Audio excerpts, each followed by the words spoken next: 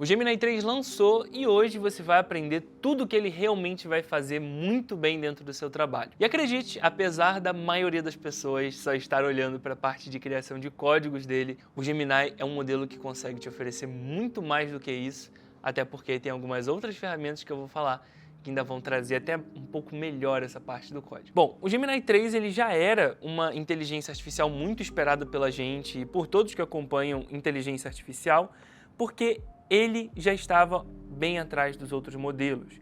Enquanto o Gemini estava ainda na versão 2.5 Pro, o GPT já tinha ficado bem avançado com o GPT-5, o Grok com o Grok 4 já estava competindo o pódio com o GPT e o Gemini estava bem atrás dos outros modelos.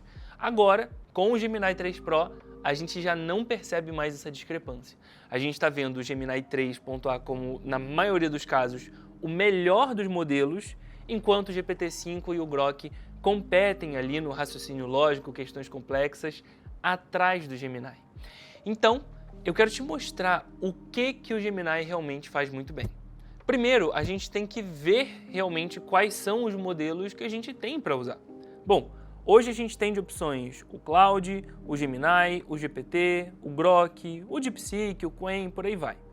Mas a grande competição mesmo vai ser entre as quatro: o Gemini, o GPT, o Grok e o Claude, que são hoje a tropa de elite das ferramentas de inteligência artificial. Enquanto o Claude ele é muito bom na parte de redação, manter padrões, estruturar comandos de forma bem específica na parte de texto, o Gemini, o GPT e o Grok já têm outra pegada.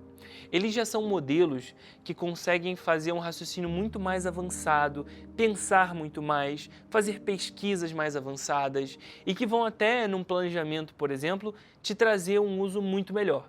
E eu vou mostrar isso na prática para você. Bom, primeiro caso de uso, eu trouxe aqui um processo bem mal escrito de um empresário que tem uma empresa de agência de marketing. Então eu falei, tem um atendimento, gestor de contas é o cliente na agência e a agência dentro do cliente, cria briefing, demanda, prazo, etc., padrão de briefing, campanha seguro, campanha agro, etc. Ou seja, um comando que realmente não tem tanto contexto e ainda o resto da equipe aqui dentro. E o Claude me dá aqui uma análise crítica disso. Então, poxa, quais são os possíveis problemas dessa análise crítica que ele me fez com base nos meus processos? Bom, falta de estrutura pós-briefing porque o processo termina abruptamente após reunião de follow-up. Não é que o processo termina, né? Acho que eu que não trouxe essa descrição. Ele vai me trazer aqui padrão de briefing fragmentado, campanha seguro, campanha agro, mas ele não entendeu que eu só dei 2 exemplos de uma lista que tem vários. Isso eu também não gostei. Revisão de briefing isolada. Aparece desconectada no fluxo. Sabe, ele não conseguiu lidar muito bem com o meu comando mal escrito. Essa é uma coisa que o Claude ele peca às vezes. Ele acaba não entendendo muito bem se você não deixar o caminho bem livre para ele seguir. Quando eu vejo o resultado do GPT 5.1, ele já me trouxe uma resposta um pouco melhor. Então ele veio aqui, vou entender o contexto, o diagnóstico e uma solução. Então ele vai me trazer também briefings inconsistentes, que nem sempre seguem o padrão, que tem informações incompletas, com excesso de subjetividade. Ele está trazendo problemas reais que podem acontecer no meu negócio. Prazos mal definidos, follow-up tardio ou superficial e soluções recomendadas. Aí ele vai olhar para o tráfego, centro nervoso, dependência excessiva. Poxa, eu achei uma boa resposta. Só que quando eu olho para o Gemini, ele já me trouxe uma resposta que eu julguei melhor do que todos os outros. Então ele vai me trazer aqui, síndrome do leve trás. O atendimento corre o risco de virar um mero repassador de informações. Se o briefing formal construído na origem, todo o processo é contaminado. Lixo para dentro, lixo para fora. Ele está me trazendo uns frameworks, umas frases assim que dão mais personalidade assim na fala. Subjetividade também. Revisão de identidade baseada apenas no olhar do atendimento, isso é perigoso. O briefing estático, ele viu que a gente tinha um briefing para seguro e agro. São úteis, mas pode engessar a estratégia. Olha como a resposta dele está mais interessante. O Briefing 4.0. Transforme o briefing de um documento de texto em um painel de dados. Use ferramentas de IA para analisar o histórico de campanhas anteriores daquele cliente antes de escrever a nova demanda. Implementar uma etapa de pré-briefing com a IA e o atendimento em séries objetivos do cliente, e a IA sugere KPIs, canais e tom de voz baseados no sucesso. Então, além dele fazer uma análise que eu julguei mais interessante, ele fez inclusive para todas as áreas que eu falei, né, problema e solução para cada uma delas, e ele ainda me trouxe coisas mais atuais. Então ele já me trouxe coisas com IA, ele me trouxe uma comunicação mais interessante. Outro exemplo interessante é até esse do Claude, onde eu trouxe aqui para ele: considere meu objetivo de ter máxima performance cognitiva no trabalho, sem prejudicar minha saúde a longo prazo. Haja como um neurocientista, PhD, com estratégias altamente efetivas e inovadoras, monte a receita perfeita de ações para isso. E aí ele já me traz, olha, ciclos ultradianos de trabalho, de 90 a 120 minutos, blocos de trabalho profundo, pausas neuroregeneradoras, de 15 a 20 minutos, cronobiologia, entender meu cronotipo, né? Legal, alocação estratégica de tarefas, de acordo com a minha janela de trabalho, sistema dopaminérgico, elimine recompensas fáceis, ok. Quando eu vou para o GPT, eu já achei uma resposta mais interessante. Então ele me trouxe neurobiologia, ritmo ultradiano, metabolismo, ambiente cognitivo, hábitos, então gestão de glicose, oxigênio, neurotransmissores, legal, mas não me falou tão claramente como trabalhar isso nessa parte 1. Depois ele vai me trazer uma rotina matinal, ciclos de foco máximo. Não gostei que ele não me trouxe numa estrutura mais formatada com negritos e tudo, enquanto os outros trouxeram. Então ele vai me trazer aqui 750 lux, ok, temperatura levemente baixa, sons constantes, nas primeiras 4 horas do dia e evitar picos de açúcar. Mas ele me fala as coisas meio soltas assim, né? Não tenha multitarefa, nas primeiras 4 horas do dia, tome água e um pouco de cafeína. Mas ele não me montou muito bem assim uma rotina, eu achei, pelo menos. Recuperação rápida de neurotransmissores e tudo. Tá uma resposta interessante, mas eu particularmente ainda acharia que ela precisaria melhorar um pouco mais. Quando eu vou no Gemini, aí eu tive uma resposta que eu particularmente gostei muito. Então ele me trouxe realmente um esquema de rotina, com manhã e tarde e noite. De manhã ele botou, olha, tem exposição direta, faça sem óculos escuros uma exposição direta com luz. Na tarde e à noite, no pôr do sol, reduza as luzes de teto, faça uma termorregulação. Durante o trabalho você vai fazer isso, isso e aquilo, desce dessa forma. Então é uma coisa bem mais prática, é uma coisa que eu sinto que eu realmente consigo botar no meu dia a dia, no meu trabalho. Então eu sinto mesmo que eu consigo aplicar isso melhor. Então, esses exemplos aqui já mostram que, mesmo em questões cotidianas, onde eu só queria executar uma tarefa qualquer no meu dia a dia, ele já tem um trabalho melhor do que os outros modelos têm em média. E isso se comprova muito claramente nas avaliações. Hoje, inclusive, eu falei com o nosso diretor de marketing aqui da Adapta e ele falou para mim que, poxa, ele tem utilizado somente o Gemini 3.0 como modelo padrão dele, para pensar, para ter ideias, para montar estratégias, para trabalhar o tráfego, para tudo isso da formulação das nossas campanhas, enquanto o Claude ele tem usado só mesmo para escrever. Então, olha que interessante essa mudança já dos modelos. Antes a gente usava 100% o Claude. Aí a gente vai ver também que o nosso CTO, por exemplo, ele já me relatou que a gente teve algumas instabilidades do Gemini para manter a formatação de um texto específico. Então, claro, quando eu faço uma conversa com ele, ele me responde muito bem. Mas quando eu tenho já um padrão de texto, ele tem que seguir a formatação, ele acabou dando alguns deslizes. Então é bom também saber disso, que o Claude provavelmente vai trabalhar melhor para você nesse caso.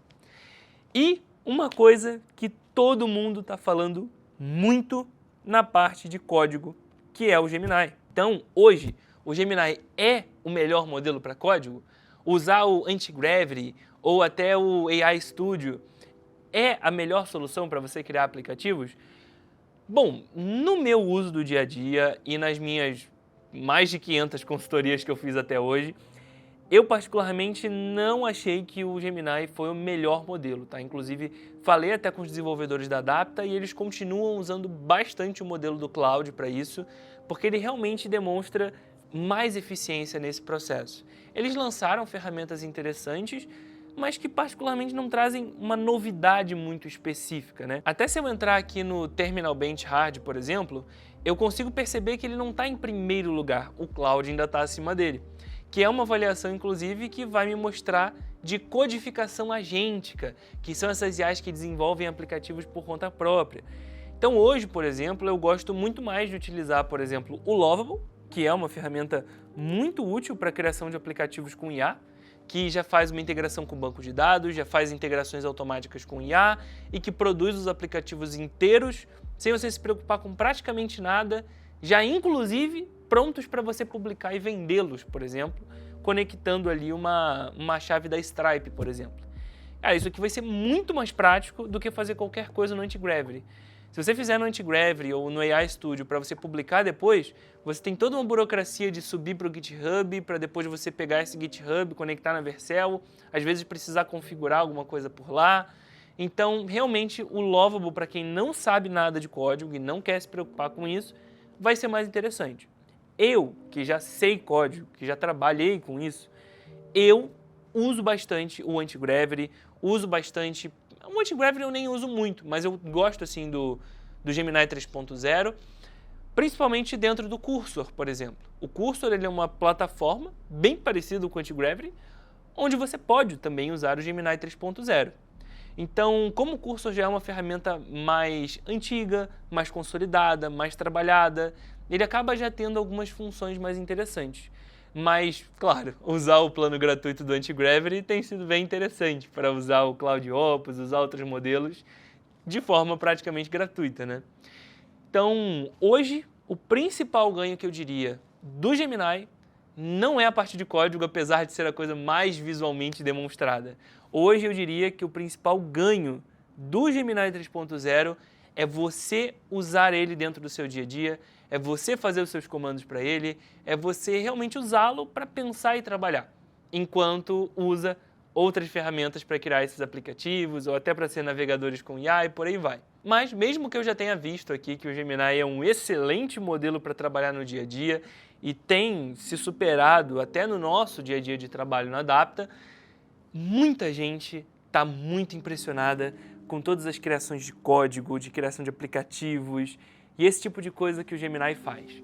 Mas será que ele realmente é a ferramenta ideal para você criar aplicativos sem saber codar? Bom, eu particularmente não acredito que ele seja a melhor ferramenta. Junto com o lançamento do Gemini, foi lançado o Antigravity, que é uma plataforma inteira do Google só para criar códigos com IA, que é parecida com outras ferramentas como o Cursor ou até o Windsurf, que já existia também, mas feita pela Google e com integração direta no Gemini 3. Ele é uma ferramenta bem interessante, tem alguns MCPs já integrados, eu já fiz algum caso de uso com clientes já usando o Antigravity, mas eu particularmente não consegui sentir que ele entregou realmente algo a mais do que as ferramentas que já existem no mercado. O Cursor, por exemplo, já tem muito mais coisa pronta, já é uma ferramenta bem mais consolidada, por exemplo, o nosso time de desenvolvedores usa o Cursor, enquanto o Antigravity não trouxe realmente um diferencial muito grande. Ao mesmo tempo, é o AI Studio. O AI Studio também, já há algum tempo, tem a parte de aplicativos, onde você consegue criar aplicativos e visualizar aplicativos de outras pessoas, mas que também, apesar de criar aplicativos interessantes, é mais algo de protótipos. Você não realmente vai criar algo e comercializar. Inclusive, se você quiser fazer a hospedagem de fato desse sistema e vender ele, por exemplo, você vai ter várias burocracias ali para você hospedar ele no GitHub, para depois jogar ele numa Vercel da vida, enquanto, por exemplo, usar um Lovable da vida vai ser uma ferramenta muito mais interessante para essa demanda, se você quer realmente criar código sem saber codar. O Lovable ele vai já fazer a hospedagem para você, ele vai conectar banco de dados sem nenhuma dor de cabeça, ele vai conectar IA sem nenhuma API e ele basicamente já vai te deixar com uma infraestrutura pronta para você publicar o seu site e até vender ele usando a infraestrutura do próprio Lovable. E claro, caso você queira migrar, ele até te ajuda a cortar o cordão umbilical do Lovable para poder hospedar por conta própria. Então, para mim hoje, particularmente, se eu não soubesse nada de código, eu usaria o Lovable. Se eu já conhecesse código e quisesse desenvolver alguma coisa, eu usaria o Cursor. Mas o Antigravity fica como aquele competidor grande que provavelmente daqui a algum tempo vai se tornar bem relevante no mercado, então é bom a gente ficar de olho. E, claro, com mais um plano gratuito para o pessoal abusar dele ali, para o pessoal utilizar à vontade, sem precisar pagar ele. Inclusive, até mesmo nas avaliações de inteligência artificial para código, quando eu entro aqui e vejo o Terminal Bench Hard, por exemplo, que são questões difíceis de codificação agêntica, ou seja, entrar no aplicativo e criar o aplicativo de fato, de forma agêntica, o Claude, por exemplo, e o GPT se saem até melhor do que o próprio Gemini 3. O Claude conseguindo 44%, o GPT 43%, enquanto o Gemini consegue 39%. Então, realmente, o Gemini é um ótimo modelo, é muito bom, mas não se destaca tanto nem como o principal modelo para codificar e nem como a principal plataforma. Então seria realmente, primeiro, um ótimo modelo para você pensar, não necessariamente o melhor modelo para escrever, um ótimo modelo para você analisar textos e informações grandes, ele é realmente muito bom para isso, e comunicação até com você, questões científicas, questões de saúde, mas eu particularmente não acredito que seria o melhor modelo de todos para código. Claro, se você for fazer um raciocínio lógico sobre uma arquitetura de código ou resolver um problema muito complexo dentro do seu código, pode ser que ele crie melhor do que o Claude por ter uma capacidade de raciocínio mais avançada. Mas, em geral, para escrever o código e criar a aplicação, o Claude realmente se destaca. Então, você agora que é advogado, por exemplo, vai conseguir fazer análises dos seus processos e trabalhar teses jurídicas de forma mais avançada. Os médicos, principalmente, vão ficar bem felizes porque vão poder trabalhar melhor com os seus exames, os históricos dos seus pacientes, análises de anamnese, até análises de casos clínicos de forma mais simples e mais confiável.